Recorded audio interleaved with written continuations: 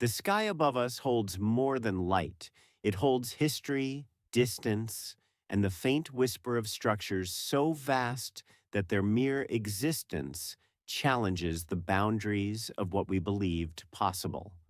In the cold silence of space, suspended across distances that dwarf human comprehension, there lies a formation recently unveiled by the James Webb Space Telescope that has caused astronomers to pause, recalculate, and reconsider the very architecture of the early universe.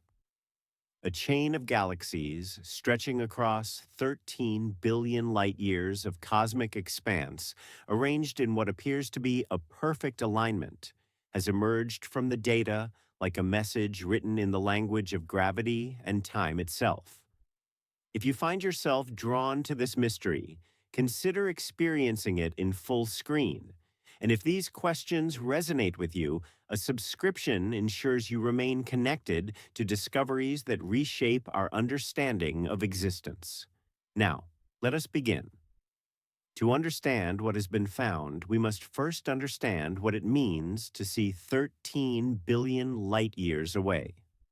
Light, the fastest phenomenon in the universe, travels at approximately 186,000 miles per second.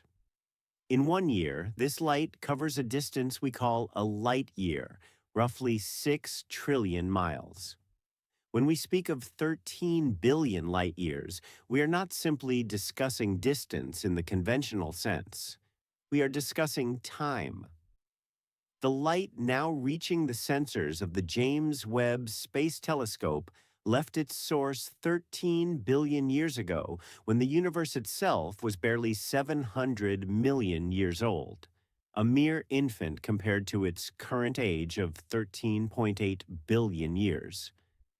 We are not observing these galaxies as they are now.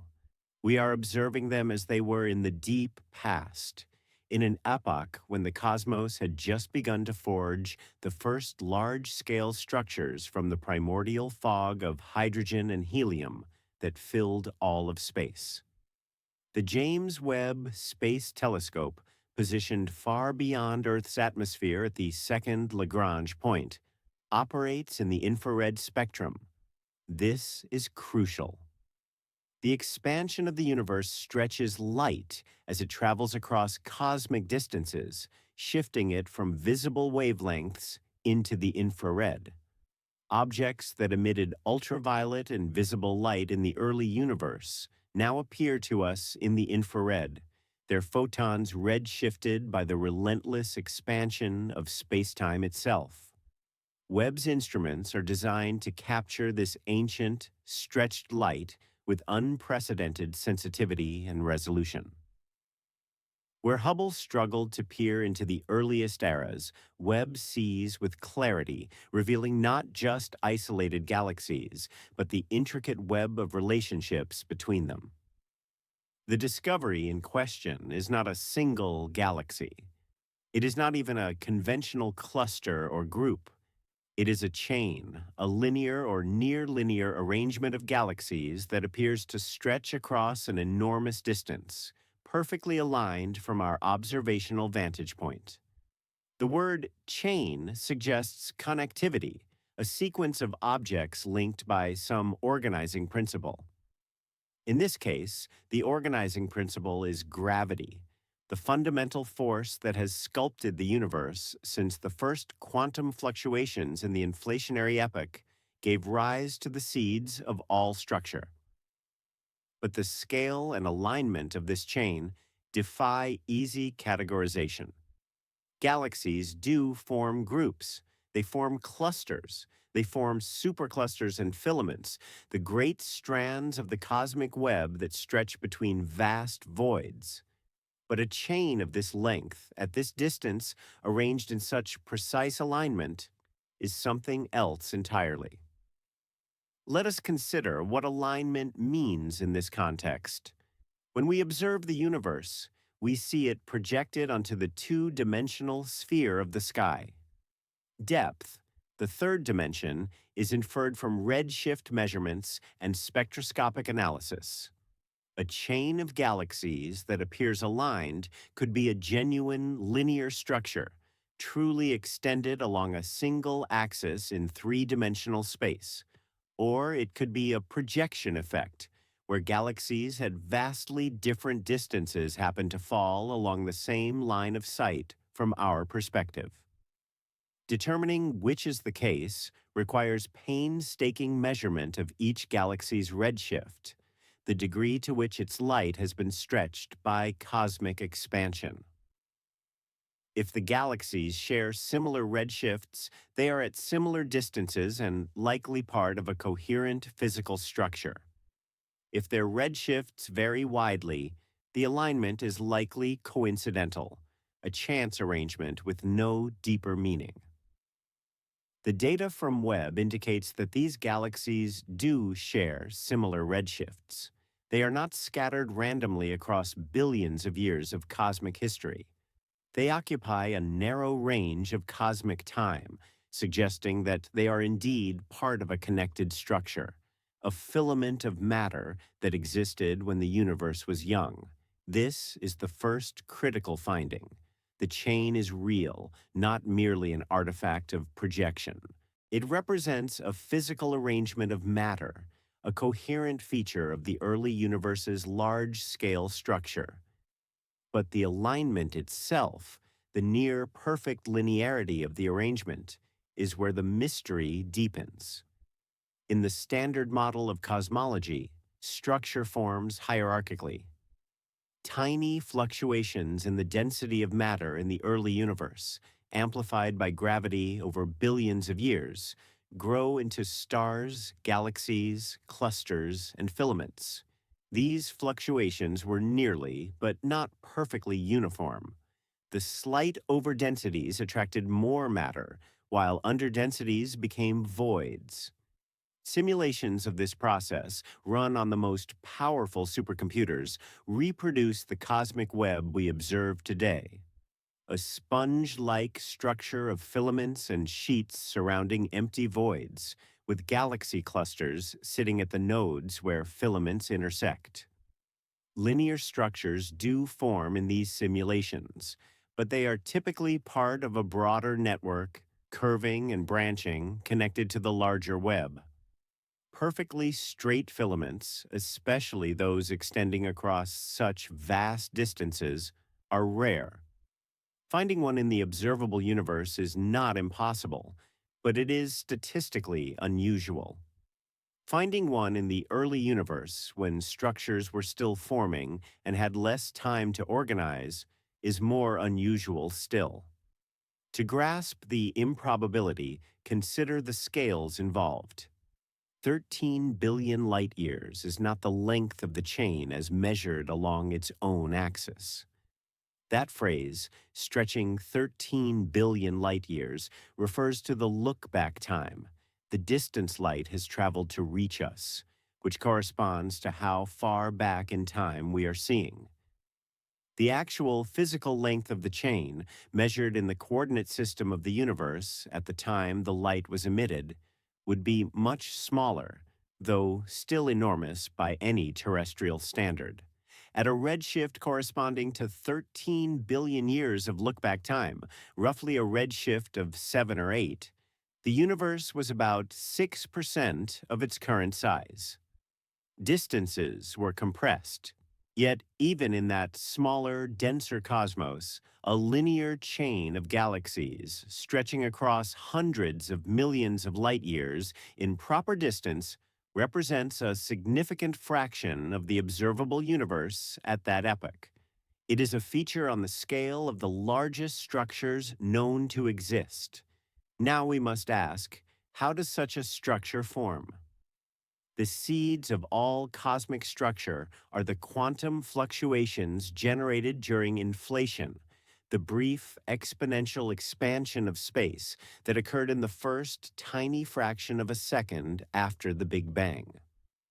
These fluctuations were stretched to macroscopic scales by inflation, imprinted as tiny variations in the density of energy and matter. After inflation ended and the universe continued expanding at a more sedate pace, these overdense regions began to collapse under their own gravity, while underdense regions expanded faster than average. The process is governed by gravity, pressure, and the expansion of space itself. In the early universe, before the first stars formed, matter consisted mostly of dark matter and diffuse hydrogen and helium gas. Dark matter, which does not interact with light or ordinary matter except through gravity, dominated the gravitational dynamics. It clumped first, forming halos into which ordinary matter fell, eventually cooling and forming stars and galaxies. The distribution of these initial density fluctuations was nearly random, following a statistical pattern described by a power spectrum derived from observations of the cosmic microwave background, the afterglow of the Big Bang. This spectrum tells us that fluctuations existed on all scales, but with certain scales slightly more pronounced than others. The pattern is not perfectly uniform, but neither does it favor the formation of long, straight filaments. Filaments form naturally as matter flows along the lines of least resistance in the gravitational potential field, channeling into the regions where dark matter halos are forming. But the specific geometry of any given filament depends on the local configuration of density peaks and the gravitational pull they exert on surrounding material.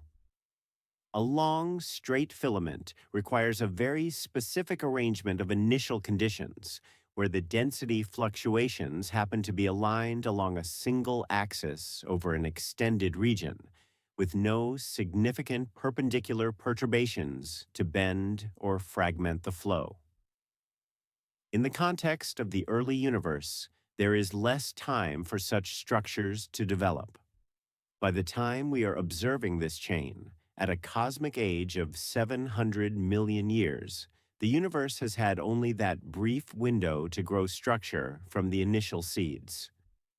Simulations suggest that while filaments do exist at this epoch, they are typically shorter, less well-defined, and more tangled than the mature cosmic web seen in the local universe. The discovery of a long, straight chain at such an early time suggests either that the initial conditions in this particular region were unusually favorable for forming such a structure, or that our understanding of how quickly structures can organize in the early universe needs refinement. There is also the question of the galaxies themselves. At this epoch, galaxies are young, often still in the process of forming their first generations of stars. They are smaller, less massive, and more irregular than the grand spirals and ellipticals we see in the nearby universe. The fact that a chain of these early galaxies has been detected implies that they are sufficiently luminous to be seen by Webb, which in turn implies that they are actively forming stars at a high rate. Star formation is triggered by the collapse of gas clouds within dark matter halos, and the rate depends on the availability of cold gas, the efficiency of cooling, and the feedback from previous generations of stars. In the early universe, the gas is mostly pristine hydrogen and helium, lacking the heavy elements produced by stellar nucleosynthesis. This affects cooling rates and star formation efficiency. The presence of a chain of star-forming galaxies suggests that gas is flowing into these halos efficiently, likely channeled along the filament itself. This brings us to the concept of cold flows. In the standard picture of galaxy formation, gas can fall into dark matter halos in two ways: through violent shock-heated accretion, where the gas is heated to millions of degrees as it crashes into the halo, or through cold flows, where the gas streams in along filaments at temperatures low enough that it can cool and form stars rapidly. Cold flows are thought to be more important in the early universe, when halos are less massive and the density of the surrounding medium is higher. If the chain of galaxies detected by Webb lies along a major filament of the cosmic web, then cold flows could be channeling gas into each of the halos along the chain, fueling synchronized star formation and making the galaxies visible. The alignment of the chain would then reflect the alignment of the underlying dark matter filament, which in turn reflects the geometry of the initial density fluctuations in that region. But this raises another question. Why is the alignment so perfect? Filaments in the cosmic web are seldom perfectly straight. They curve, branch, and merge with other filaments. The fact that this chain appears straight from our perspective could be a matter of viewing angle. If we are looking along the length of a filament, or nearly along its length, it would appear as a line of galaxies, even if the filament itself is not perfectly straight in 3 dimensions. However, the probability of this alignment depends on the orientation of the filament relative to our line of sight. If the filament is truly long and we happen to be viewing it end-on or nearly end-on, that is a fortunate coincidence. If, on the other hand, the chain appears straight because it is genuinely straight in 3 dimensional space, then we must ask what physical process could produce such a regular structure. One possibility is that the chain is not a single filament, but a projection of multiple, closely spaced filaments that happen to align from our viewpoint. In dense regions of the cosmic web, filaments can run parallel to each other over large distances, especially if they are feeding into a massive cluster forming at their intersection. If several such filaments happen to lie along similar lines of sight, the galaxies within them would appear as a single, elongated chain. Distinguishing this scenario from a truly linear structure requires detailed 3 dimensional mapping, measuring not just redshifts but also transverse positions and velocities. The precision of such measurements at these distances is at the edge of current capabilities. But Webb's spectroscopic instruments are designed for exactly this kind of work. Another possibility is that the chain represents an early stage of structure formation, a filament that has not yet had time to develop the bends and branches typical of more mature structures. In the very early universe, shortly after the first density fluctuations began to collapse, structures would have been simpler, more directly reflecting the initial conditions. As time passes and gravity continues to act, these simple structures become more complex, fragmenting, merging, and rearranging under the influence of tidal forces and local gravitational interactions. The chain detected by Webb might be a snapshot of this early, simpler phase, before the complications of hierarchical assembly have fully taken hold. There is also the question of whether this discovery challenges our understanding of the timeline of structure formation. According to the standard cosmological model known as lambda CDM, the universe underwent a phase of rapid reionization between about 200 million and 1 billion years after the Big Bang. During reionization, the first stars and galaxies emitted intense ultraviolet radiation that ionized the neutral hydrogen-filling space, transforming the universe from opaque to transparent. The process was patchy and gradual, with ionized bubbles forming around the earliest galaxies and gradually merging until the entire universe was ionized. The existence of a long chain of galaxies at an age of 700 million years near the heart of the reionization epoch suggests that large-scale structures were already well developed by this time. This is not necessarily inconsistent with lambda CDM, but it does place constraints on the timing and efficiency of structure formation. If structures of this scale could form so early, it implies that the initial density fluctuations were strong enough and gravity acted efficiently enough to assemble these systems in the available time. Let us now consider the observational details. The James Webb Space Telescope's discovery of this chain would have emerged from one of its deep field surveys. Programs designed to stare at a small patch of sky for extended periods, accumulating photons from the faintest and most distant objects.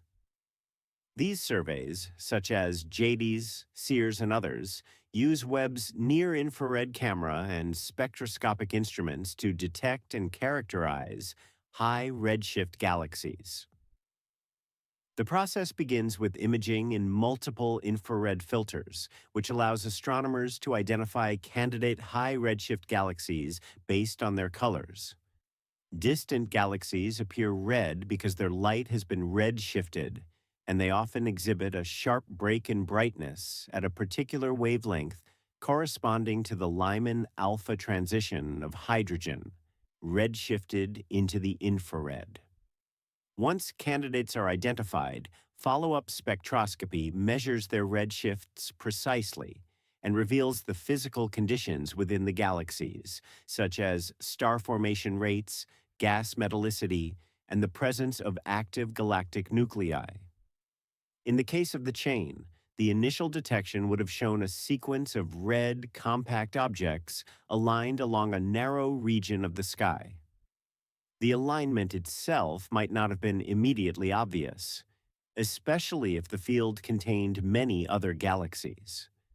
But as the data were analyzed and redshifts measured, a pattern would have emerged. Several of these objects shared similar redshifts and formed a linear arrangement. The statistical significance of this alignment could then be assessed by comparing it to the expected distribution of galaxies in a random field. If the probability of such an alignment occurring by chance is very low, the structure is deemed real and worthy of further investigation. The spectroscopic data would provide additional clues. The spectra of these galaxies would reveal the presence of emission lines from ionized gas, indicating active star formation. The widths and shapes of these lines would give information about the kinematics of the gas, whether it is inflowing, outflowing, or in ordered rotation.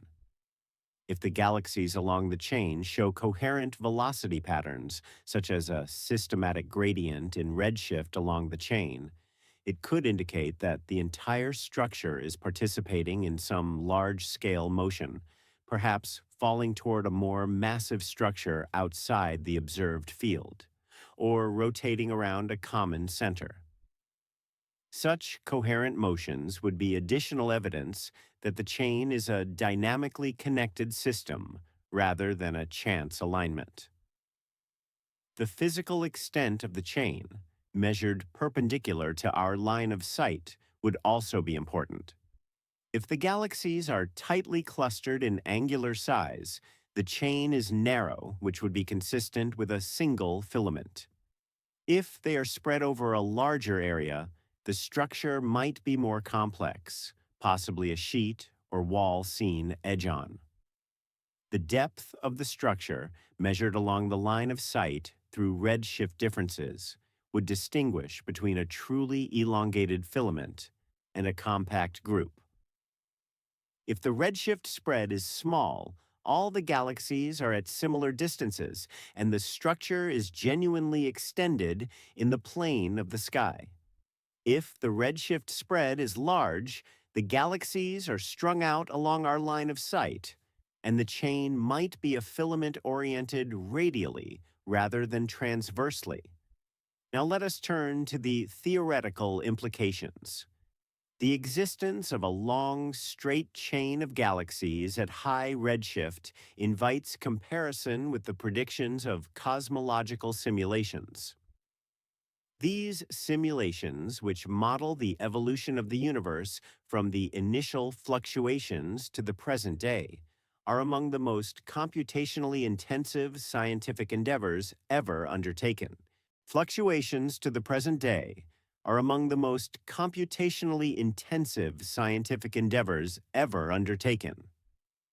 They track the gravitational interactions of billions of dark matter particles, and in the most sophisticated versions include the physics of gas, star formation, black hole growth, and feedback processes that regulate galaxy formation.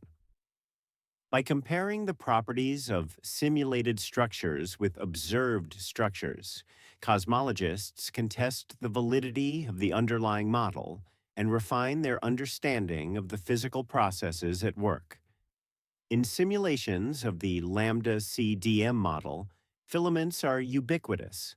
They form the backbone of the cosmic web, connecting galaxy clusters and channeling matter between them. The longest filaments in these simulations can extend for hundreds of millions of light years, comparable to the largest structures observed in the nearby universe. However, the properties of these filaments depend on the cosmic epoch. In the early universe, filaments are less well-defined, more diffuse, and often still in the process of collapsing and fragmenting.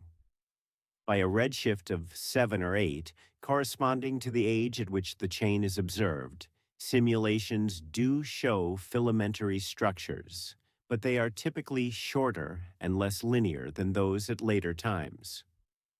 The discovery of a long, straight chain at this epoch suggests either that this particular region of the universe is unusual, having experienced stronger than average initial fluctuations, or that the simulations are missing some aspect of the physics.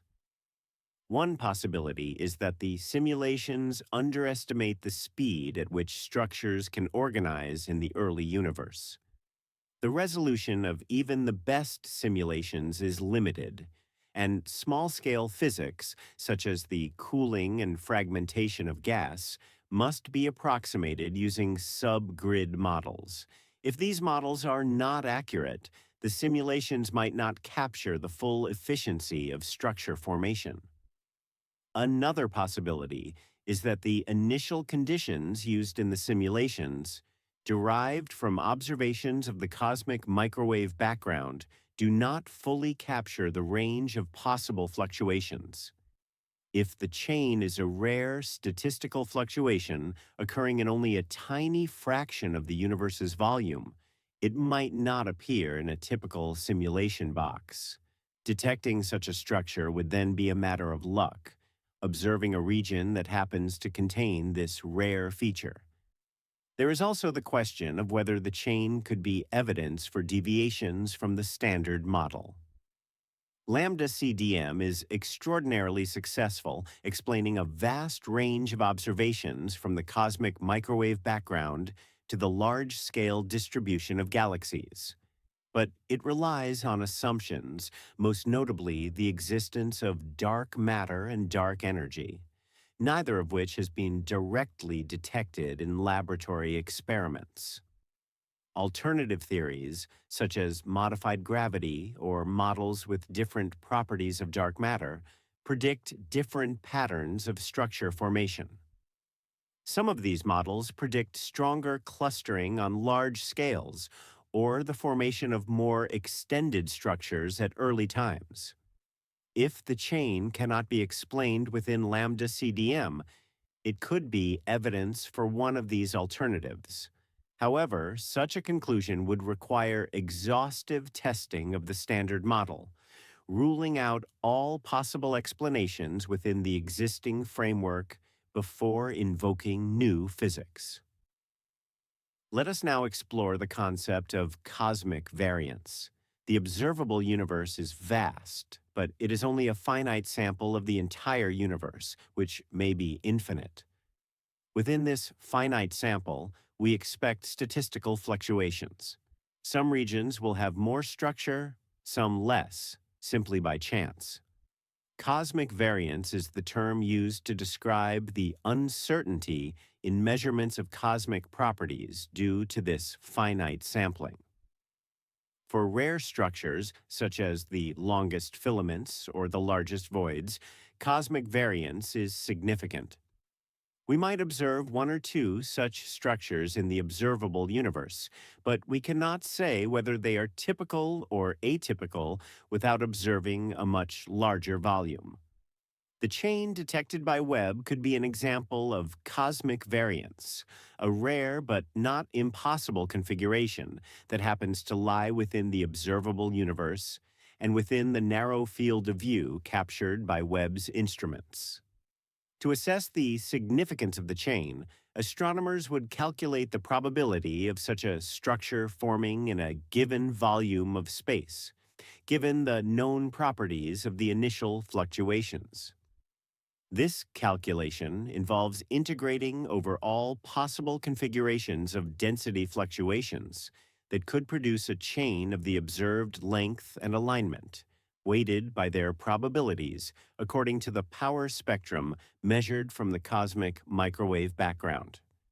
If the resulting probability is very low, say 1 in a million or 1 in a billion, the structure is highly unusual and might require explanation beyond standard structure formation. If the probability is higher, say 1 in 1,000, the structure is rare but not extraordinary, and its detection is simply a matter of having observed enough of the universe to find it. The alignment of the chain is particularly important for this calculation. A chain of galaxies that is slightly curved or bent is much more probable than a perfectly straight chain, because there are many more ways to arrange galaxies along a curve than along a straight line.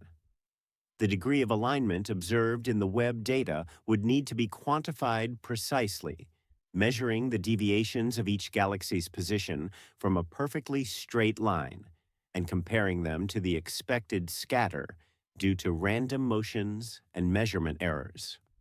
If the alignment is tighter than expected, it strengthens the case that the chain is a genuine, coherent structure. If the alignment is within the expected range, the structure might still be real, but less remarkable from a statistical standpoint. Let us consider the role of dark matter in more detail. Dark matter constitutes approximately 85% of the matter in the universe, and it is the gravitational scaffolding on which all visible structures are built. In the standard model, dark matter particles are cold, meaning they move slowly compared to the speed of light, and they interact only through gravity and possibly through weak nuclear forces. This cold, dark matter clumps efficiently under gravity, forming halos of various sizes. Galaxies form within these halos, and the distribution of galaxies traces the distribution of dark matter, though the relationship is complex and depends on the efficiency of star formation and feedback processes. The chain of galaxies detected by Webb would be embedded within a filament of dark matter. This dark matter filament would be much more massive than the visible galaxies, containing perhaps 10 times as much mass in the form of dark matter as in stars and gas. The shape and extent of the dark matter filament would determine the distribution of galaxies along the chain. If the dark matter filament is long and straight, the galaxies will follow that geometry. If the filament is curved or has branches, the galaxies will be distributed accordingly. Unfortunately, dark matter cannot be observed directly. Its presence is inferred from gravitational effects, such as the motion of galaxies, the bending of light through gravitational lensing, and the overall dynamics of galaxy clusters. For a structure at high redshift, these techniques are challenging to apply. Gravitational lensing is most effective for very massive structures, such as galaxy clusters, and the chain might not be massive enough to produce detectable lensing. The motions of the galaxies can be measured through their redshifts, but interpreting these motions requires separating the effects of cosmic expansion, peculiar velocities, and potential systematic errors. One way to probe the dark matter distribution is through cross-correlation with other tracers. For example, the intergalactic medium, the diffuse gas filling the space between galaxies, is denser in regions where dark matter is concentrated. This gas absorbs light from distant quasars at specific wavelengths, corresponding to hydrogen and helium transitions, creating a forest of absorption lines known as the Lyman alpha forest. By analyzing the Lyman alpha forest along lines of sight near the chain, astronomers can map the distribution of gas and, by inference, dark matter. If the chain lies within a dense filament, the Lyman alpha forest should show enhanced absorption at the corresponding redshifts. If no such enhancement is seen, the chain might be less massive or less connected than expected. Another approach is to use cosmological simulations to predict the properties of dark matter filaments at high redshift and compare them to the observed chain. If the observed chain has properties such as length, width, and number of galaxies that match those of filaments in simulations, it provides confidence that the standard model is correct. If the properties differ significantly, it suggests that either the simulations are incomplete or the standard model needs adjustment. This comparison requires care because simulations have limitations. They cannot capture every detail of the complex physics involved in galaxy formation, and they rely on assumptions about the nature of dark matter and the values of cosmological parameters. Small changes in these assumptions can lead to different outcomes, and the range of possible outcomes must be taken into account when assessing the significance of any discrepancy. Let us now turn to the question of how the chain will evolve over time. The light we see from the chain was emitted 13 billion years ago. Since then, the universe has expanded by a factor of about 8, and the structure we observe has continued to evolve under the influence of gravity. The galaxies along the chain are not static. They are orbiting within the gravitational potential of the underlying dark matter filament, and they may be merging with each other or accreting smaller galaxies from the surrounding regions.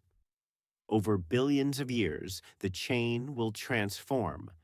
If the filament is gravitationally bound, meaning its self-gravity is strong enough to overcome the expansion of the universe, it will eventually collapse into a denser structure, perhaps forming a massive galaxy cluster at the location of the chain. If the filament is not bound, the galaxies will drift apart as the universe expands, and the chain will dissolve into a more dispersed configuration. The fate of the chain depends on its mass and the cosmological parameters governing the expansion of the universe. In a universe dominated by dark energy, as ours is, the expansion accelerates over time, making it harder for structures to remain bound. Only the most massive structures, such as galaxy clusters and the cores of superclusters, can resist this acceleration. Filaments, being less dense, are more vulnerable. If the chain is located in a region that will eventually become part of a supercluster, it might survive in some form, its galaxies incorporated into the massive clusters that form at the nodes of the cosmic web. If the chain is in a more isolated region, it might disperse, its galaxies becoming part of the field population rather than members of a coherent structure. From our present vantage point, 13 billion years after the light left the chain, we cannot observe its current state directly. The light showing us its current state will not reach Earth for another 13 billion years, long after the sun has exhausted its fuel and the Earth has become uninhabitable. We can only infer the chain's present condition through simulations, evolving the observed initial state forward in time using the known laws of physics and the measured cosmological parameters. Such simulations suggest that structures like the chain, if they are part of the cosmic web, will have become more massive and more complex by now, with the galaxies having merged and formed larger elliptical galaxies, and the dark matter having concentrated into denser halos. The filament itself might have fragmented, with some sections collapsing into clusters and others dispersing into the surrounding voids. There is a profound sense of contingency in this. The chain we observe is a snapshot, a single frame in a cosmic movie that spans billions of years. What came before and what will come after must be reconstructed through theory and simulation, guided by the constraints provided by this one moment captured in Webb's data. The chain did not spring into existence fully formed. It grew from tiny seeds planted in the first moments after the Big Bang, amplified by gravity, shaped by the flows of matter and energy, influenced by countless small-scale processes that we can barely measure and imperfectly understand. And it will not persist unchanged. It is a transient structure, a phase in the ongoing evolution of the cosmos, destined to be transformed by merger, dispersal, or collapse as the universe continues its relentless expansion. Let us consider the implications for our understanding of the cosmic web. The cosmic web is not a static structure, but a dynamic, evolving network of matter, shaped by gravity over cosmic time. In the early universe, the web is just beginning to form, with matter flowing from underdense regions into overdense regions, gathering along the lines of the gravitational potential field. The filaments of the web are the channels through which this matter flows, and the nodes where filaments intersect are the sites where galaxy clusters form. The chain detected by Webb is a glimpse of this web in its youth, a time when the filaments are still being established and the flow of matter is most vigorous. The properties of the cosmic web are intimately connected to the nature of dark matter and the initial conditions set by inflation. Different models of dark matter predict different clustering properties. Cold dark matter, the standard assumption, predicts a hierarchical web with structure on all scales, from small dwarf galaxies to superclusters. Warm dark matter, a hypothetical alternative in which dark matter particles move faster, would suppress structure on small scales, leading to a web with fewer small filaments and a more pronounced hierarchy. Hot dark matter, in which particles move at relativistic speeds, would prevent structure from forming on small scales altogether, leading to a top-down formation scenario inconsistent with observations. The detection of a long filament at high redshift is consistent with cold dark matter because it demonstrates that structures can form efficiently on large scales even in the early universe. The initial conditions, determined by the inflationary epoch, also play a crucial role.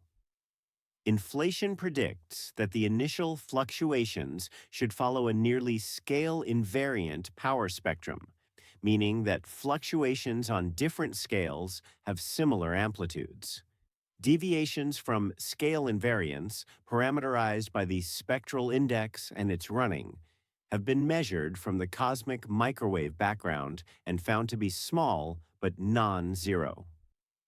These deviations affect the relative abundance of structures on different scales and could influence the likelihood of forming a long filament at early times.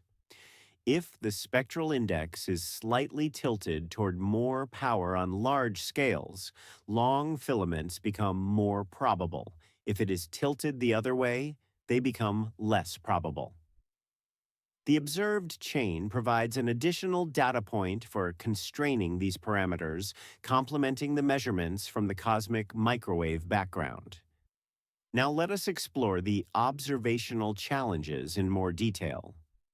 Detecting a chain of galaxies at a redshift of 7 or 8 is extraordinarily difficult. The galaxies are faint, with apparent magnitudes near or beyond the limits of detection, even for Webb. They are also small in angular size, often unresolved or barely resolved, making it hard to study their internal structure. The infrared background, the diffuse glow of faint galaxies too distant or too faint to be detected individually, adds noise to the images.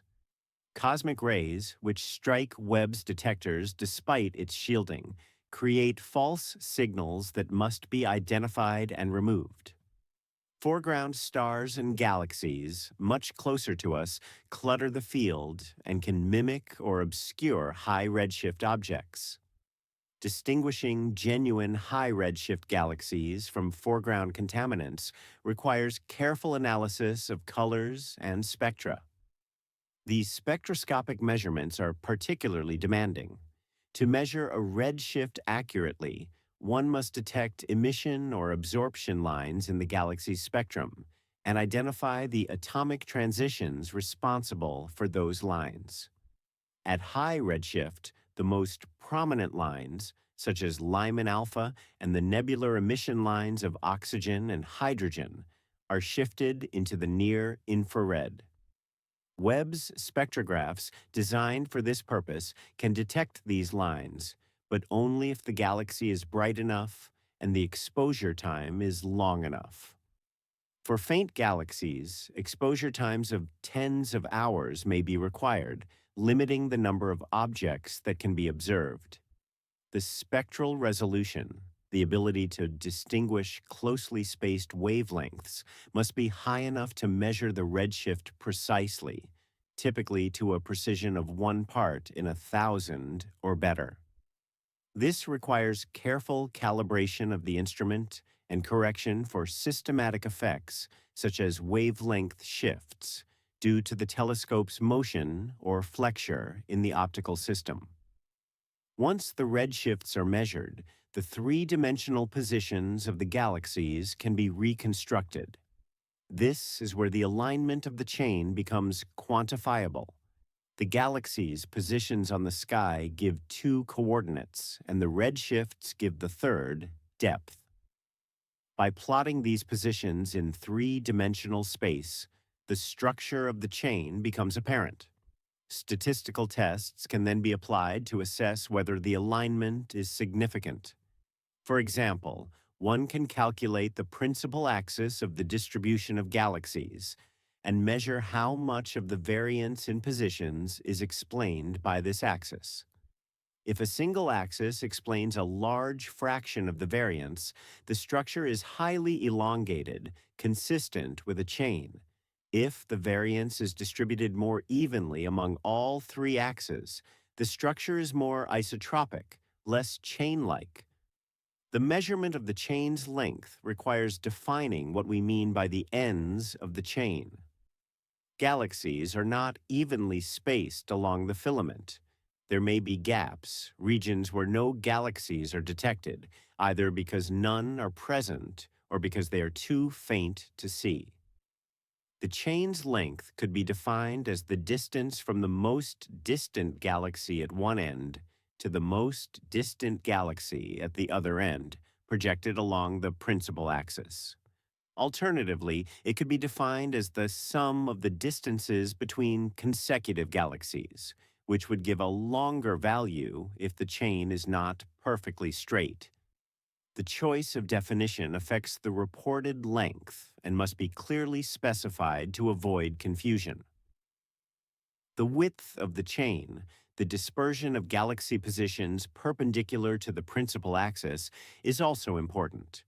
A narrow chain with galaxies tightly clustered around the axis is more remarkable than a broad one because it suggests a more organized, less random structure.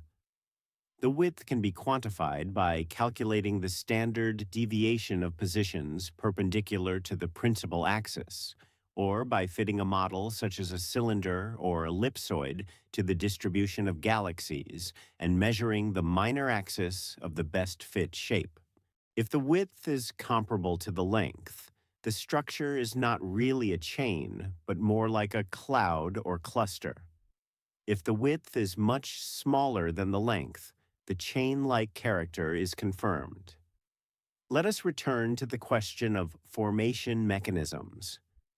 We have discussed the role of gravity and the cosmic web, but there are other factors that could influence the formation and visibility of the chain. One is the process of reionization. As mentioned earlier, the universe underwent reionization between 200 million and 1 billion years after the Big Bang. During this time, the first stars and galaxies emitted ultraviolet photons that ionized the hydrogen in the intergalactic medium. This process was not uniform. It began in the densest regions where the first galaxies formed and spread outward as ionized bubbles expanded and merged. The chain, existing at an age of 700 million years, would have been embedded in a partially ionized universe, with ionized bubbles surrounding the galaxies and neutral hydrogen in the voids between. The ionization state of the gas affects its visibility. Neutral hydrogen absorbs Lyman alpha photons, making it opaque to this wavelength. Ionized hydrogen is transparent. If the gas along the chain is ionized, Lyman alpha photons emitted by the galaxies can escape and be detected, contributing to the galaxy's brightness and making them easier to find. If the gas is neutral, Lyman alpha photons are absorbed, and the galaxies appear fainter. The detection of the chain suggests that the gas along the filament is at least partially ionized, either because the galaxies have ionized it or because it lies within an ionized bubble created by earlier generations of stars. The feedback from star formation also plays a role. When stars form, they emit radiation and produce winds and supernova explosions that inject energy and momentum into the surrounding gas. This feedback can heat the gas, driving it out of the galaxy and into the intergalactic medium, or it can compress the gas, triggering further star formation. The balance between these effects determines the efficiency of star formation and the brightness of the galaxies. If feedback is too strong, it can suppress star formation, making galaxies faint and hard to detect. If feedback is too weak, galaxies form too many stars too quickly, exhausting their gas supply and ceasing star formation prematurely. The galaxies along the chain must have found a balance, forming stars efficiently enough to be detected by Webb, but not so efficiently that they have already exhausted their gas. There is also the possibility that the chain is associated with a massive dark matter halo or protocluster. In the hierarchical model of structure formation, the most massive objects form from the collapse of the largest overdensities. These regions, which will eventually become galaxy clusters, begin as extended overdense regions that fragment into smaller halos. The galaxies along the chain could be the first generation of galaxies forming within such a region, tracing the large-scale overdensity as it begins to collapse. If this is the case, the chain is not an isolated structure, but part of a larger system, and the galaxies are destined to merge and form a massive cluster in the future. Observations of the surrounding field, searching for additional galaxies at similar redshifts, could test this hypothesis. Let us now consider the broader context of high redshift structure. The James Webb Space Telescope has detected numerous galaxies at redshifts greater than 10, corresponding to ages less than 500 million years. Some of these galaxies are surprisingly massive and luminous, challenging theoretical expectations for how quickly galaxies can form.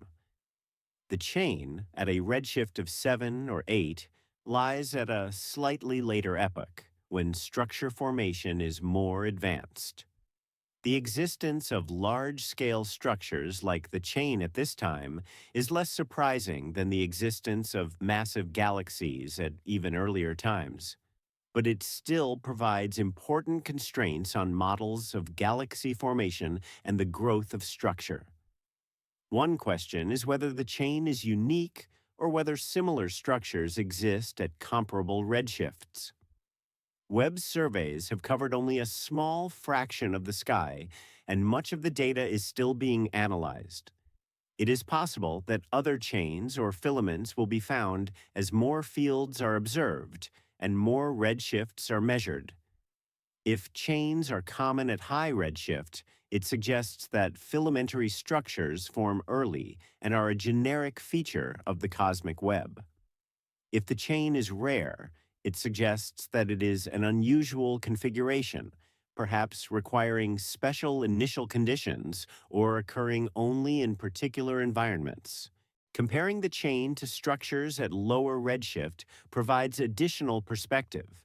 In the local universe, redshift 0, the cosmic web is fully developed, with well-defined filaments, sheets, and voids.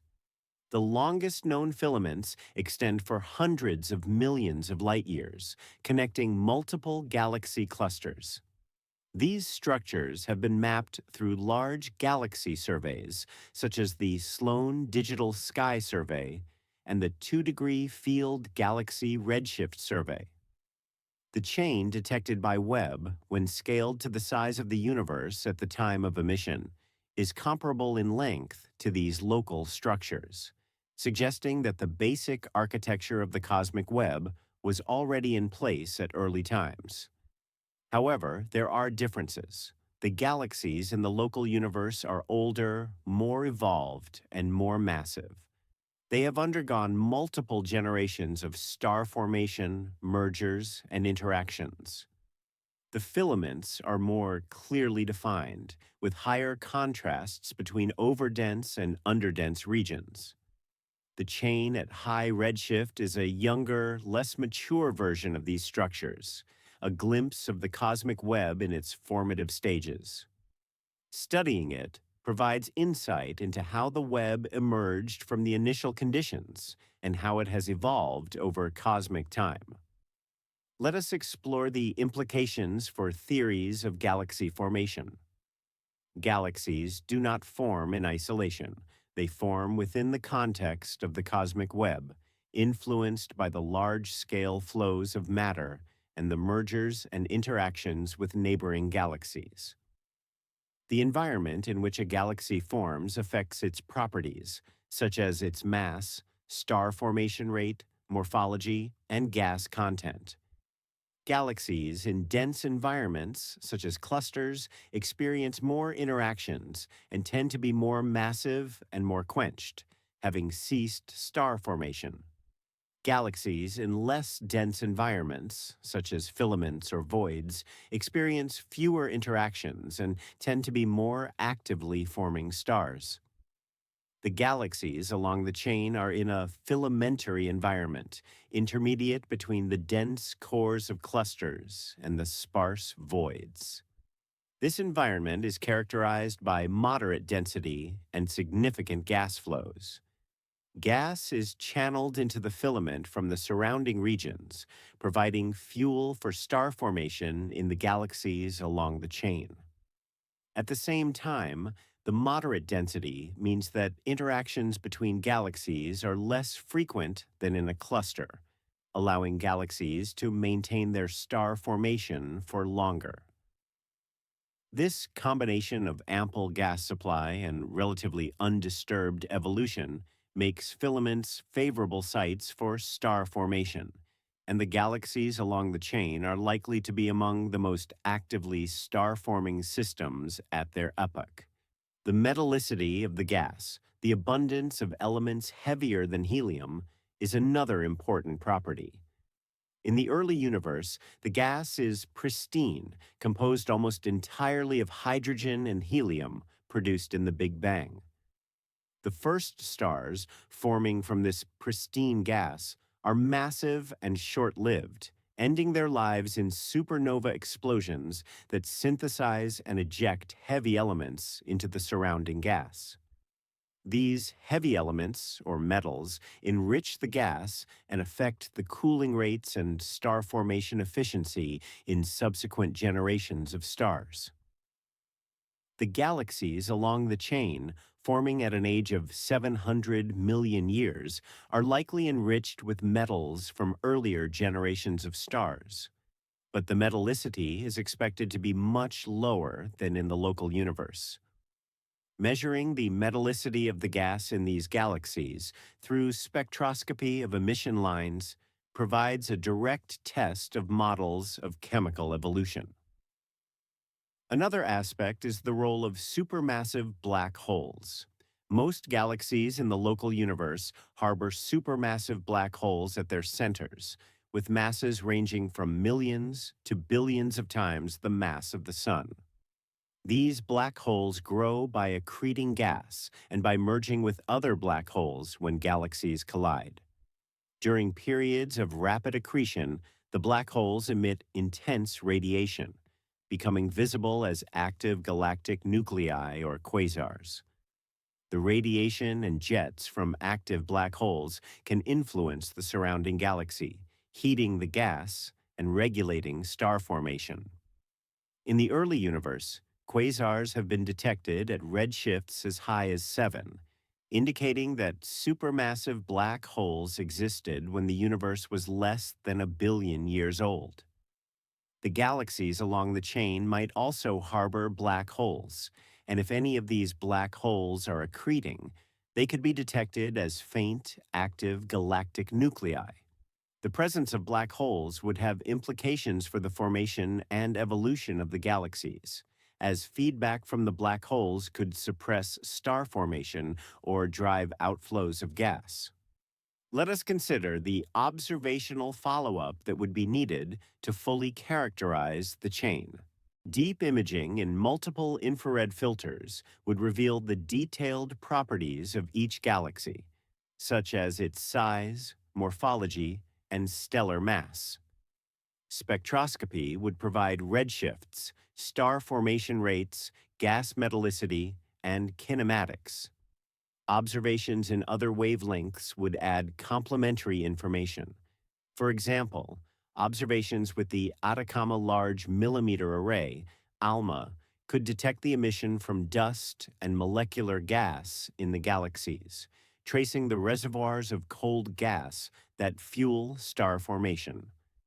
Observations with X-ray telescopes, such as Chandra or the proposed LINX mission, could detect emission from hot gas or active black holes. Radio observations with facilities such as the Square Kilometer Array could detect emission from star-forming regions or relativistic jets.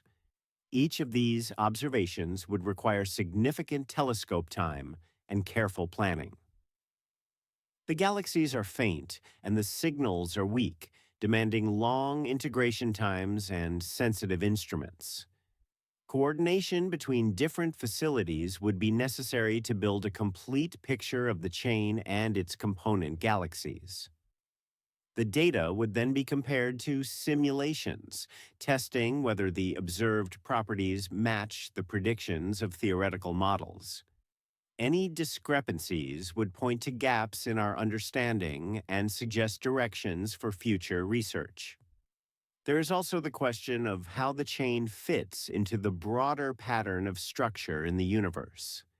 The chain is not isolated. It exists within a larger volume of space that contains other galaxies, other filaments, and voids.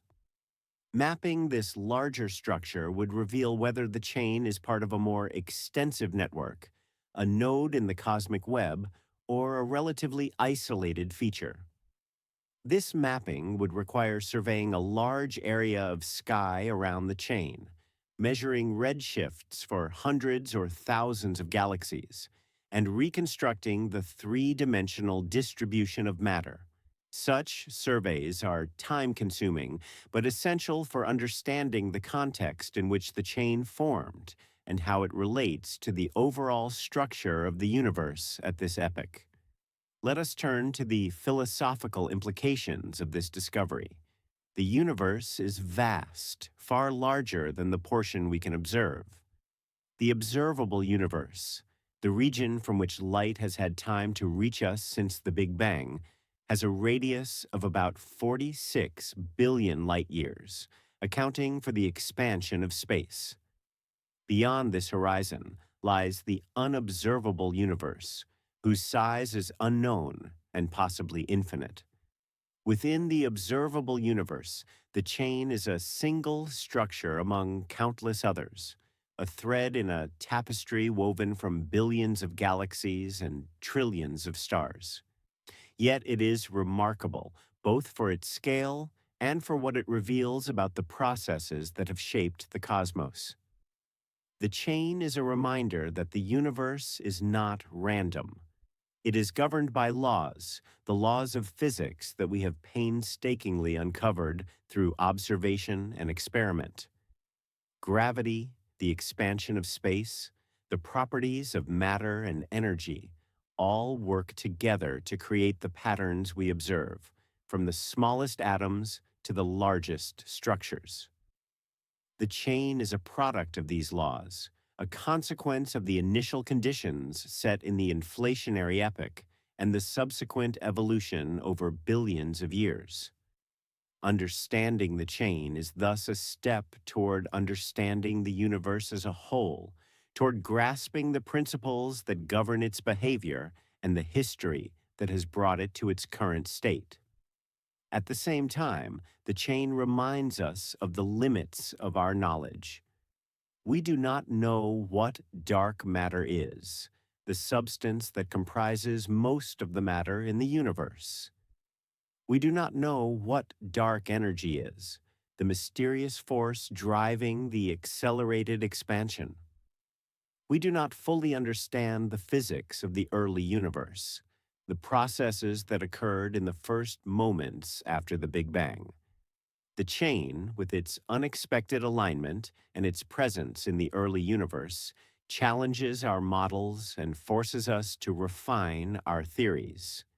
It is a puzzle, a clue, a piece of evidence that must be incorporated into our growing understanding of the cosmos. There is also a sense of contingency, the awareness that the universe could have been different. If the initial fluctuations had been arranged differently, the chain would not exist, or it would exist elsewhere, with different properties. If the laws of physics were slightly different, structures might not form at all, or they might form in radically different ways.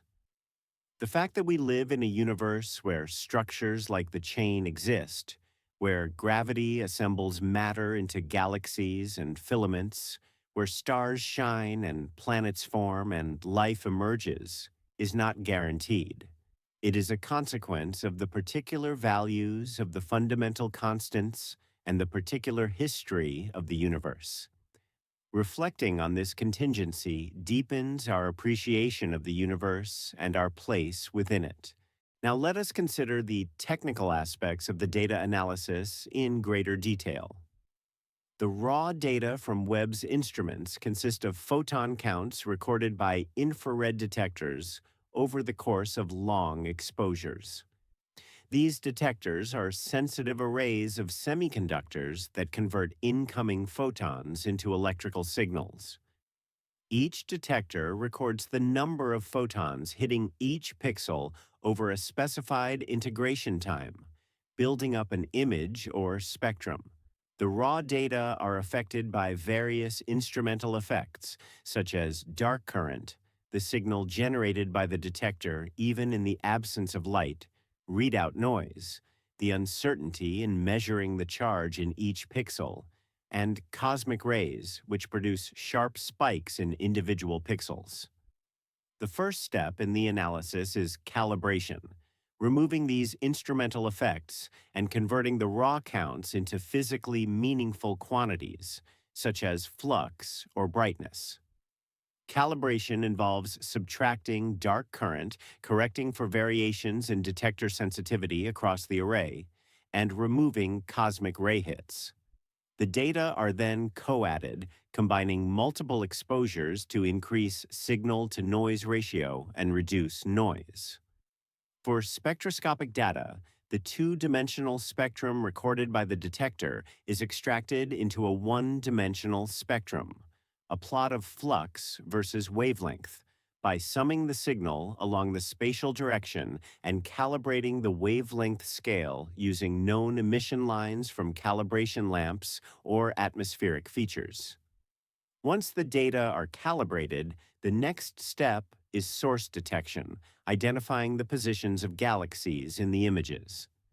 This is typically done using automated algorithms that search for concentrations of flux above the background level, applying statistical thresholds to distinguish genuine sources from noise fluctuations. For high redshift galaxies, which are faint and small, this step is challenging. The algorithms must be tuned to detect faint, compact objects without being overwhelmed by false detections. Once sources are identified, their properties are measured: positions, fluxes in each filter, sizes, and shapes. These measurements are used to estimate photometric redshifts, approximate redshifts based on the colors of the galaxies, which are compared to model templates of galaxy spectra at different redshifts. Photometric redshifts are useful for identifying high redshift candidates, but they are not precise enough to establish the reality of a structure like the chain.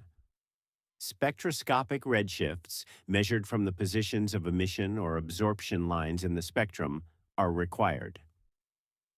Spectroscopy involves pointing Webb's spectrograph at each candidate galaxy and recording its spectrum. The spectrograph disperses the light into its component wavelengths using a grating or prism, and the spectrum is recorded on the detector. The spectrum is then analyzed to identify features such as emission lines from ionized gas or absorption lines from stars.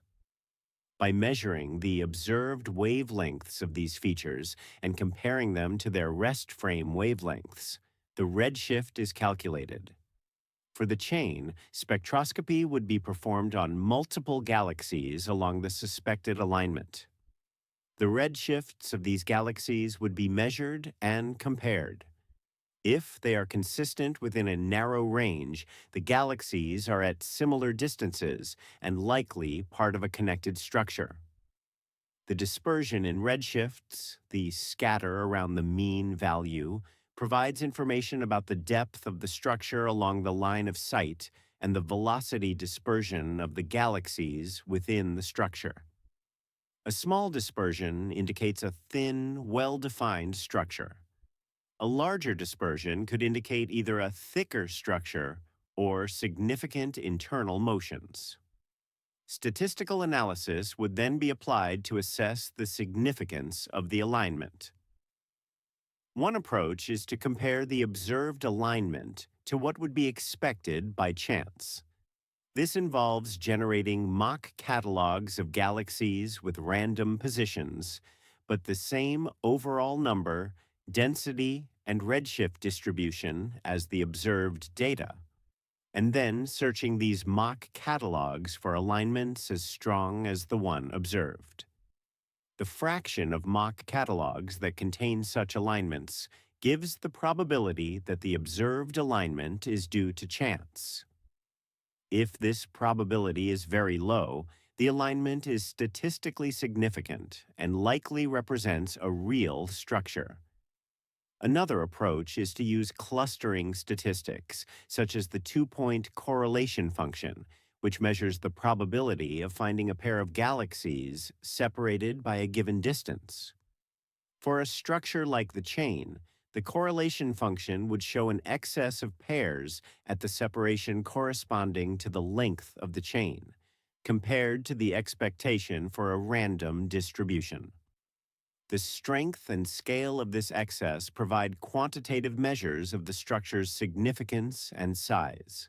Now let us explore the potential for future observations. The chain, once characterized, becomes a target for follow-up studies with other instruments and telescopes.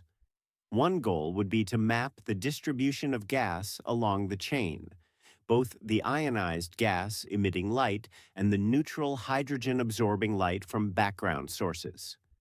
This could be done using integral field spectroscopy, which records a spectrum at every position in a field of view, allowing the reconstruction of three-dimensional maps of gas properties such as density, temperature, velocity, and metallicity.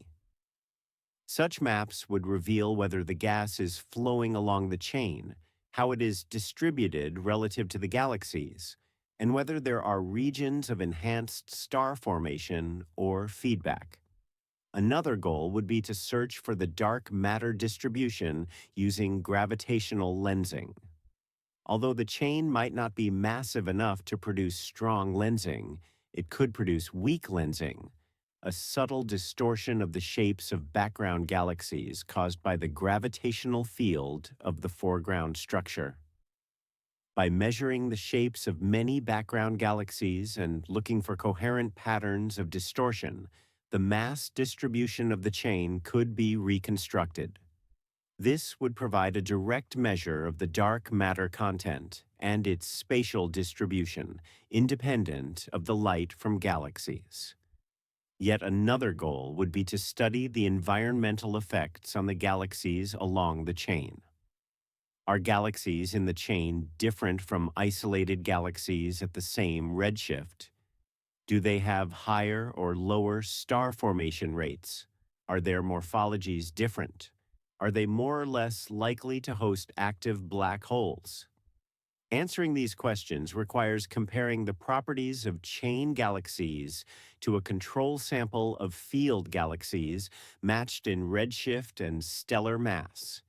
Any differences would reveal the influence of the filamentary environment on galaxy evolution. The chain could also be studied in the context of cosmic reionization. As mentioned earlier, the universe was undergoing reionization at the time the chain existed. The galaxies along the chain were contributing to this process by emitting ultraviolet photons that ionized the surrounding gas. By measuring the emission from ionized gas in and around the chain, astronomers can estimate the rate of ionizing photon production and the size of the ionized region. This provides insight into how reionization proceeded and how the large-scale structure of the universe influenced the process. Long-term monitoring could reveal the dynamics of the chain. Although galaxies are too distant for their proper motions to be measured directly over human timescales, changes in their spectra over time could reveal variability in star formation rates or activity in central black holes. Repeated observations spaced over years or decades could also detect transient events, such as supernovae, which would provide information about the stellar populations in the galaxies and the rate of star formation. Let us now consider the role of theory in interpreting the chain. Observations provide data, but understanding requires theory. The data tell us what the chain looks like, its length, alignment, and the properties of its component galaxies. Theory tells us how it formed, why it has these properties, and what it implies for cosmology. The interplay between observation and theory is iterative. Observations motivate theoretical work, and theoretical predictions guide future observations. In the case of the chain, the initial detection motivates simulations and analytical calculations aimed at explaining its existence. These theoretical studies might predict additional features, such as the presence of gas in specific states or the existence of associated structures, which can then be searched for in the data. Confirming these predictions strengthens the theoretical framework. Failing to confirm them suggests that the theory needs modification. Simulations are a crucial tool. As mentioned earlier, cosmological simulations model the evolution of the universe from the initial conditions to the present day. By running simulations that match the observed properties of the universe, such as the cosmic microwave background fluctuations and the distribution of galaxies, researchers can generate synthetic universes that can be compared to observations. Within these synthetic universes, structures like the chain can be identified and studied. By examining many simulated chains, researchers can determine the statistical properties of such structures, such as their abundance, typical sizes, and alignment distributions. These properties can then be compared to the observed chain. If the observed chain falls within the expected range, it is consistent with the standard model. If it is an outlier, it suggests that something unusual is happening, either in the initial conditions, the physical processes, or the cosmological model itself. Analytical models provide complementary insights, while simulations capture the full complexity of structure formation. They are computationally expensive and can be difficult to interpret. Analytical models simplify the problem by focusing on the most important physical processes and approximating the rest. For example, the linear perturbation theory describes how small fluctuations in density grow over time in the regime where gravity is weak and the fluctuations are small. This theory predicts the growth rate of structure and the shape of the power spectrum. When fluctuations become large, linear theory breaks down, and more sophisticated approaches, such as the Zeldovich approximation or the adhesion model, are needed. These models describe the formation of filaments and sheets as matter collapses along one or two axes while continuing to expand along the others. By applying these models to the initial conditions in the region where the chain is observed, researchers can predict whether a chain should form and what its properties should be. The comparison between models and observations is never perfect.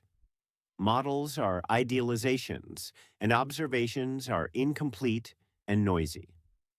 The goal is not perfect agreement, but a level of consistency that gives confidence in the underlying framework. When observations and models agree within uncertainties, it suggests that the model is capturing the essential physics. When they disagree, it points to areas where the model needs improvement or where new physics might be at play. Let us reflect on the nature of cosmic structures more broadly. The universe is structured on all scales, from planets orbiting stars to stars clustered in galaxies, to galaxies clustered in groups and clusters, to clusters linked by filaments into the cosmic web. This hierarchy of structure is a consequence of gravity, which acts on all scales, and the initial conditions which provide the seeds for structure on each scale. The chain is a piece of this hierarchy, a large-scale structure that connects individual galaxies and contributes to the overall pattern of the cosmic web.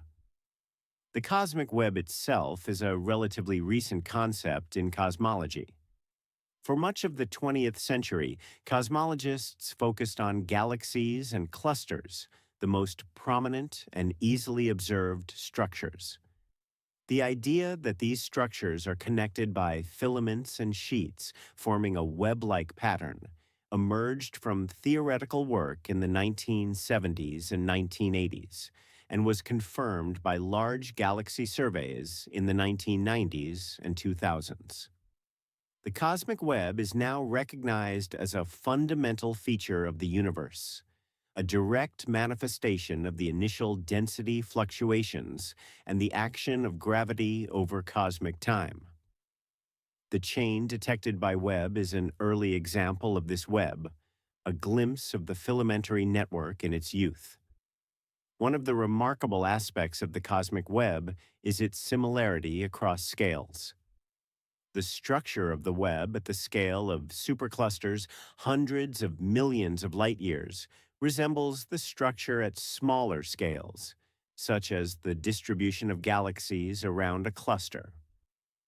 This self-similarity is a signature of the hierarchical nature of structure formation, where small structures form first and merge to form larger structures. However, the similarity is not perfect. There are differences in detail, such as the density contrast, the sharpness of boundaries, and the dynamics that reflect the different physical processes dominant at each scale. The chain also illustrates the concept of large-scale coherence. Despite the random nature of the initial fluctuations, structures can exhibit coherence over large distances. The chain's alignment, extending across hundreds of millions of light years, is an example of this coherence. Such coherence is not due to any long-range interaction beyond gravity. It is a consequence of the correlated nature of the initial fluctuations. Nearby regions in space tend to have correlated density fluctuations, and this correlation extends over large scales, leading to the formation of extended structures. The degree of correlation is determined by the power spectrum of the initial fluctuations, which in turn is set by the physics of inflation. Now, let us consider the question of uniqueness. Is the chain unique in the universe, or are there many such chains? Given the size of the observable universe, containing hundreds of billions of galaxies, it is virtually certain that many chains exist. However, detecting them is another matter. The chain discovered by Webb is within a narrow field of view, and Webb has observed only a tiny fraction of the sky. Most chains, if they exist, remain undetected simply because no telescope has looked in their direction with sufficient sensitivity. As Webb and other telescopes continue to survey the sky, more chains are likely to be found. The number of chains detected and their properties will provide important statistical information about the prevalence and nature of such structures. If chains are common, it suggests that the formation of long aligned structures is a natural outcome of the standard structure formation process occurring in many regions of the universe wherever the initial conditions are favorable. If chains are rare, it suggests that special conditions are required, and the chain detected by Webb might be an unusual or extreme example. Distinguishing these scenarios requires surveying larger volumes of space and detecting a statistically significant sample of chains, which can then be analyzed to determine their typical properties and abundance. There is also the question of whether the chain is the longest structure of its kind, or whether even longer chains exist. In the local universe, the longest known structures, such as the Sloan Great Wall and the Hercules Corona Borealis Great Wall, extend for over 1 billion light years. These structures are not simple chains, but complex networks of clusters and filaments. The chain detected by Webb when scaled to the size of the universe at the time of emission is comparable in length to these local structures, but it is simpler, more linear. As larger surveys are conducted at high redshift, even longer or more complex structures might be found, pushing the boundaries of what we thought possible.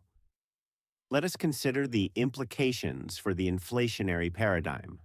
Inflation is the theory that the universe underwent a brief period of exponential expansion in the first tiny fraction of a second after the Big Bang. This expansion smoothed out the universe, solving several cosmological puzzles, and generated the initial density fluctuations that seeded all structure. The predictions of inflation, such as the nearly scale-invariant power spectrum and the Gaussian distribution of fluctuations, have been confirmed by observations of the cosmic microwave background. The chain provides an additional test. If the chain's properties are consistent with the predictions of inflation, it strengthens the case for the theory. If they are inconsistent, it could point to deviations from the standard inflationary models or to alternative scenarios for the origin of structure. One specific prediction of inflation is that the initial fluctuations should be Gaussian, meaning that their amplitudes are drawn from a normal distribution with no preferred values or correlations beyond those captured by the power spectrum. Non-Gaussianity, deviations from this ideal, would indicate more complex physics during inflation, such as interactions between the fields driving inflation or the presence of multiple fields. Large-scale structures like the chain are sensitive to non-Gaussianity because they depend on the tails of the distribution, the rare, large amplitude fluctuations. If the chain is more common than expected in a purely Gaussian model, it could be evidence for non-Gaussianity. Measuring the abundance and properties of chains and comparing them to predictions for different levels of non-Gaussianity provides a way to constrain this important parameter. Let us now turn to the question of observational bias.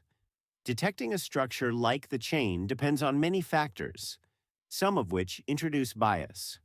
Webb's field of view is limited, so the chain must happen to lie within the observed region. The galaxies must be bright enough to be detected, which depends on their star formation rates and the sensitivity of Webb's instruments. The alignment must be apparent from our viewing angle, which depends on the three-dimensional orientation of the structure. These factors mean that the detected chain might not be representative of all chains in the universe. It might be brighter, more aligned, or more favorably oriented than typical chains. Understanding these biases is crucial for interpreting the significance of the discovery and for making predictions about the abundance of similar structures. One way to account for observational bias is through simulations that include the observational selection effects. By taking a simulated universe and applying the same detection criteria used in the real observations, researchers can determine which structures would be detected and which would be missed. This allows the calculation of a completeness function, the fraction of structures of a given type that would be detected as a function of their properties. The observed number of chains can then be corrected for incompleteness to estimate the true abundance. Similarly, the observed properties of the chain can be compared to the distribution of properties in the simulated sample, accounting for the fact that the detected chain is biased toward the brighter, more aligned end of the distribution. Another consideration is the role of cosmic variance, which we discussed earlier. Because we observe only a finite volume of the universe, the number and properties of structures we detect are subject to statistical fluctuations. In a different part of the universe or in a different observational volume, the number of chains might be higher or lower. Cosmic variance sets a fundamental limit on the precision with which we can measure the abundance of rare structures. For very rare structures, such as the longest chains, cosmic variance can be large, meaning that the observed number might differ significantly from the true average. This uncertainty must be taken into account when interpreting the results. Let us explore the potential connections between the chain and other cosmological phenomena. One such phenomenon is the distribution of quasars. Quasars are extremely luminous active galactic nuclei powered by supermassive black holes accreting matter at high rates. They are among the most distant objects that can be detected, with some quasars observed at redshifts greater than 7. The distribution of quasars traces the distribution of massive dark matter halos because quasars reside in the centers of galaxies that form in these halos. If the chain is associated with a large-scale overdensity, we might expect to find an excess of quasars in the vicinity. Conversely, if no quasars are found, it could indicate that the halos along the chain are not massive enough to host luminous quasars, or that the black holes have not yet grown to the masses required for quasar activity. Another phenomenon is the distribution of gamma ray bursts, brief flashes of gamma rays produced by the collapse of massive stars or the merger of compact objects. Some gamma ray bursts have been detected at high redshift, providing independent probes of the early universe. If a gamma ray burst were to occur in one of the galaxies along the chain, it would offer a unique opportunity to study the interstellar and intergalactic medium along the line of sight as the burst's light passes through the gas and is absorbed at specific wavelengths. Such an event would be rare but scientifically valuable. The chain might also be related to the distribution of the intergalactic medium. As discussed, the intergalactic medium is denser in regions where dark matter is concentrated, such as along filaments. This dense gas can be detected through its absorption of light from background quasars, creating the Lyman alpha forest. If quasars are located behind the chain, their spectra should show absorption features corresponding to the gas along the filament.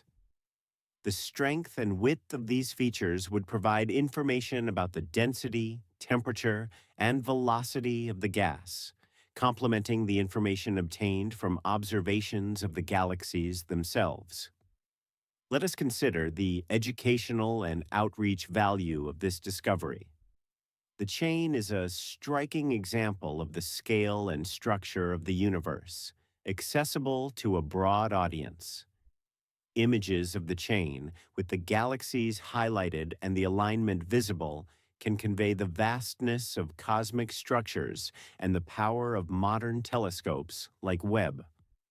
Explaining how the chain formed, tracing it back to the initial fluctuations from inflation and forward through billions of years of gravitational evolution, provides a narrative that connects the earliest moments of the universe to the structures we observe today. This narrative is a powerful tool for engaging the public and inspiring interest in science. For students and educators, the chain offers a case study in the scientific method.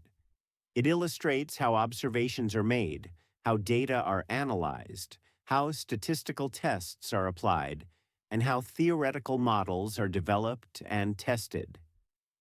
It shows the iterative nature of science, where discoveries lead to new questions, which in turn motivate new observations and refinements of theory.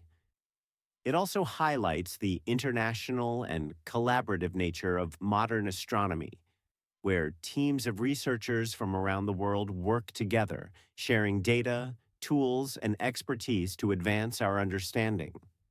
For researchers, the chain is a source of ongoing investigation.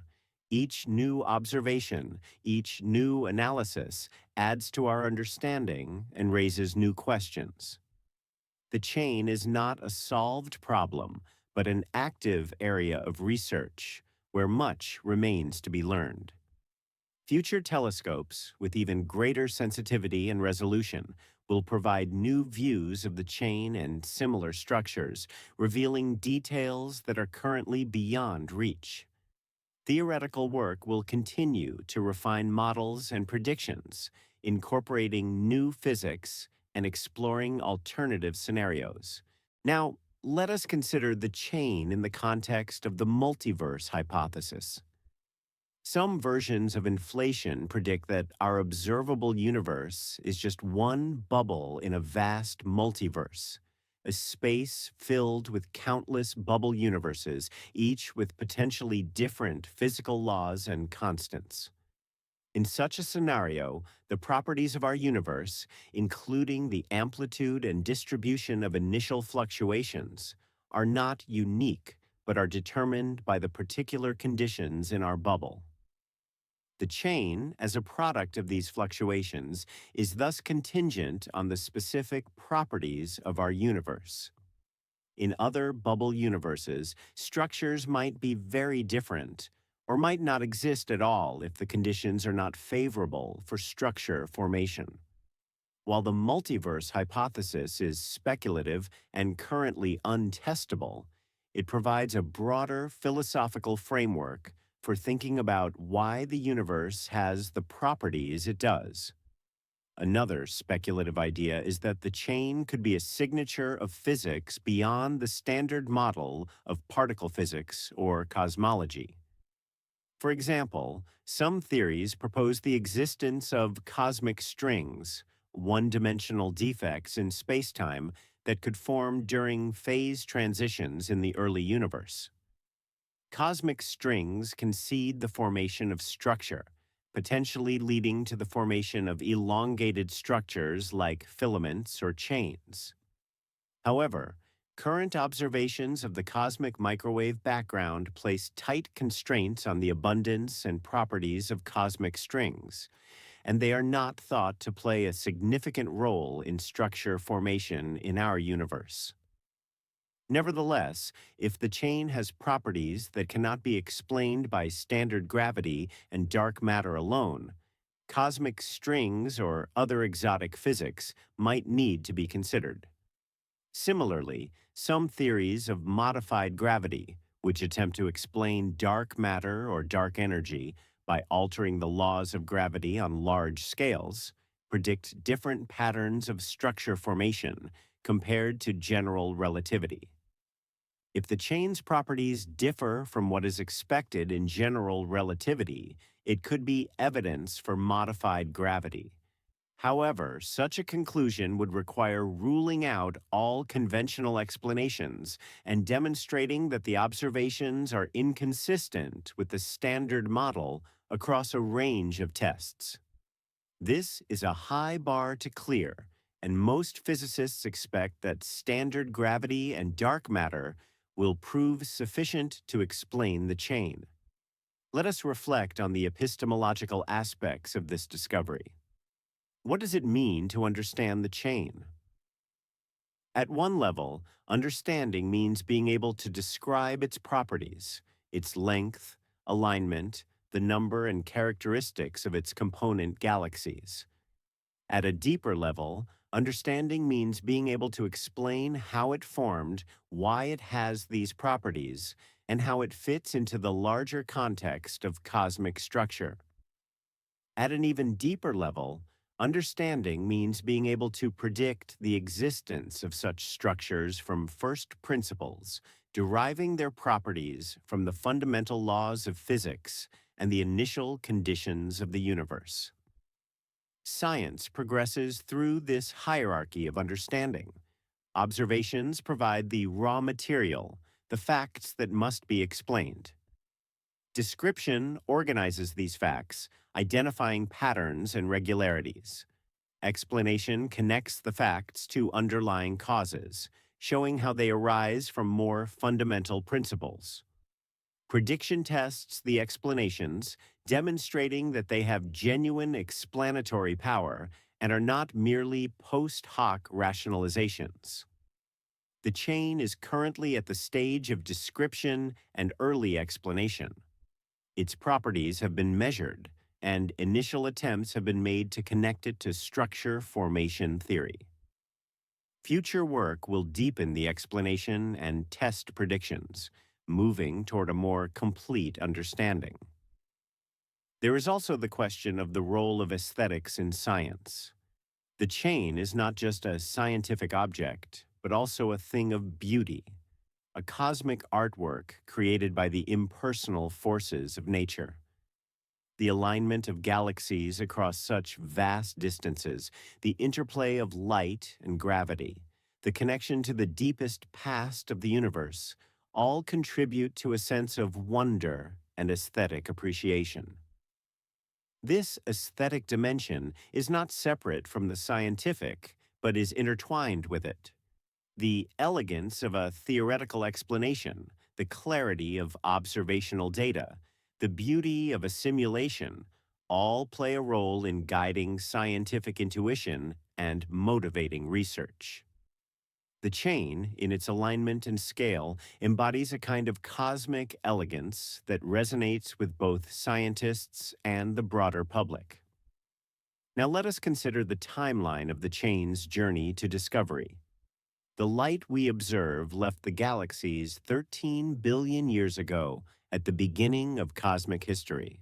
It traveled through expanding space, redshifted by the expansion, passing through the intergalactic medium, unaffected by the faint gas, but carrying information about the galaxies that emitted it. It traveled for 13 billion years, a journey covering most of the age of the universe, until it arrived at the location where the James Webb Space Telescope now orbits. There, in a carefully orchestrated observation, the light was collected by Webb's mirror, focused onto its instruments, and converted into data. The data were transmitted to Earth, stored, processed, and analyzed by teams of astronomers. Patterns were identified, redshifts measured, and the significance of the alignment recognized. This entire process, from the emission of light in the early universe to the publication of the discovery, represents a chain of causation as remarkable as the cosmic chain itself, a connection across time and space mediated by light, technology, and human curiosity. Let us think about the language we use to describe the chain. Words like chain, filament, thread, and web are metaphors drawn from human experience, applied to cosmic structures that dwarf any terrestrial analogy. These metaphors are useful because they help us visualize and reason about the structures, but they are imperfect. A cosmic chain is not held together by physical links, but by gravity. A filament is not a solid thread, but a diffuse concentration of dark matter and gas. The cosmic web is not woven, but self-assembled through the action of gravity over billions of years. Recognizing the limitations of these metaphors is important for maintaining clarity in our thinking and for communicating accurately with others. The choice of language also reflects our perspective. We describe the chain as aligned from our viewpoint, but from another location in the universe, it might appear differently. The concept of alignment is observer-dependent, tied to the projection of three-dimensional space onto the two-dimensional plane of the sky. This perspective dependence is a reminder that our observations are always mediated by our position in space and time. The universe does not care about our viewpoint, but our understanding of it is inevitably shaped by where and when we observe. Let us consider the practical challenges of studying the chain. Observing time on Webb is precious, allocated through a competitive process where proposals are judged on scientific merit and feasibility. Securing time to study the chain requires convincing a panel of experts that the observations will yield significant scientific returns. This means clearly articulating the scientific questions, demonstrating that the observations are technically feasible, and showing that the expected data will be sufficient to answer the questions. If the proposal is successful, the observations are scheduled, often months or years in advance, and the data eventually arrive. The entire process, from initial discovery to detailed follow-up, can take years, requiring patience, persistence, and collaboration. Data analysis is equally demanding. The data from Webb are complex, requiring specialized software and expertise to process. Errors can arise at any stage, from instrumental artifacts to calibration mistakes to algorithmic bugs. Validating the results requires cross-checks, comparison with independent data sets, and scrutiny by the scientific community. The discovery of the chain would undergo peer review, where experts evaluate the methods, results, and conclusions before publication. This process ensures that the discovery meets the standards of the scientific community and that the claims are supported by the evidence. Let us now explore the implications for the concept of cosmic time. Time in cosmology is not the same as time in everyday experience. The universe is expanding, and this expansion provides a natural clock, a way to define cosmic time based on the scale factor, the ratio of distances at a given time to distances at the present. At early times, the scale factor is small, and the universe is denser and hotter. As time progresses, the scale factor increases, and the universe expands and cools. The redshift of light from distant galaxies is directly related to the scale factor at the time the light was emitted. By measuring redshift, we measure cosmic time, looking back to earlier epochs when the universe was younger and smaller. The chain exists at a specific cosmic time, corresponding to a redshift of 7 or 8, when the universe was about 700 million years old. This is a significant time in cosmic history, during the epoch of Ryanization, when the first stars and galaxies were transforming the universe. But it is also a fleeting moment in the grand sweep of cosmic evolution, a brief phase between the Dark Ages, when no stars had yet formed, and the later epochs when the universe had become fully reionized and filled with mature galaxies. Understanding the chain requires placing it in this temporal context, recognizing that it is a snapshot of a dynamic, evolving system. The concept of look-back time, the time it has taken for light to reach us, is central to this understanding. When we observe the chain, we are not seeing it as it is now, but as it was in the past. Its current state is unknown and unknowable until the light showing us that state arrives, billions of years in the future.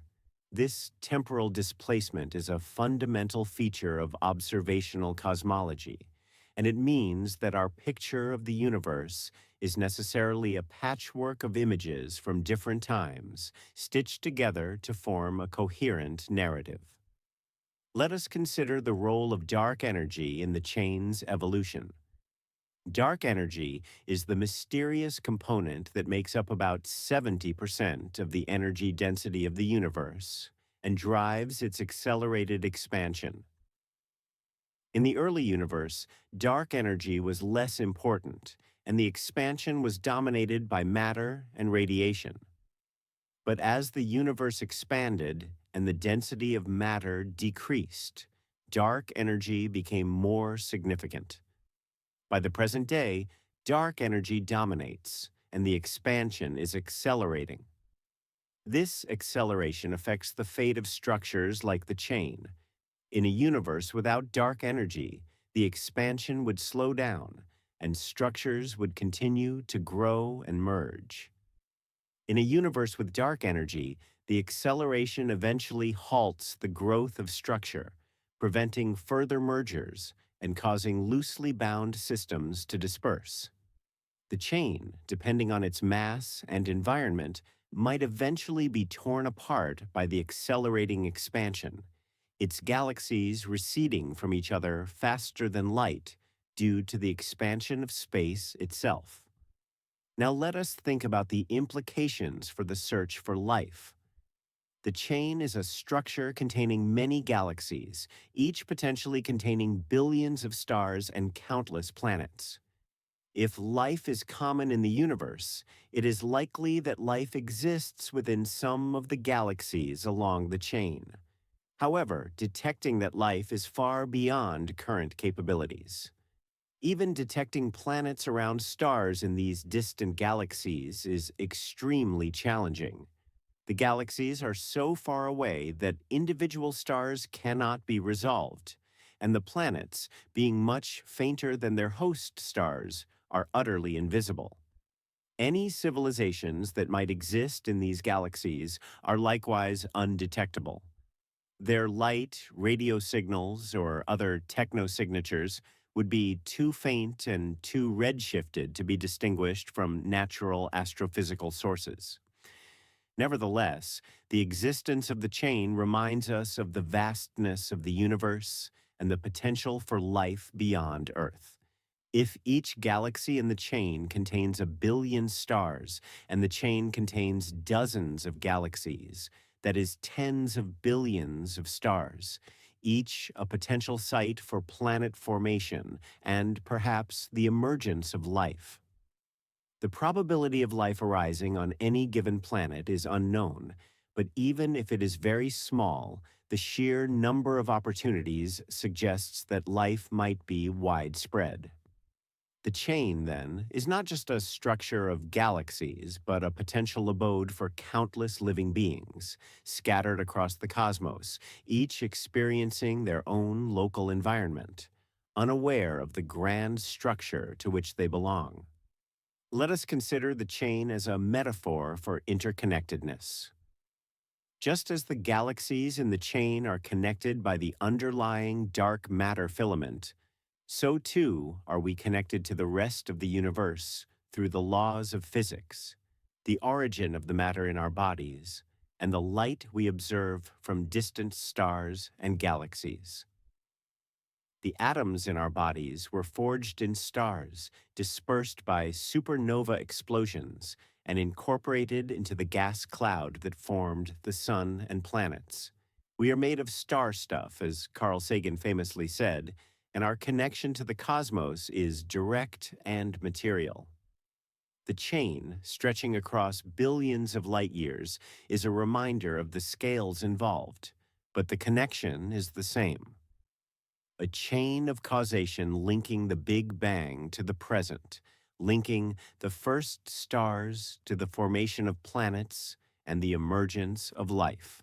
The chain exists at a specific cosmic time, corresponding to a redshift of 7 or 8, when the universe was about 700 million years old. This is a significant time in cosmic history, during the epoch of Ryanization, when the first stars and galaxies were transforming the universe.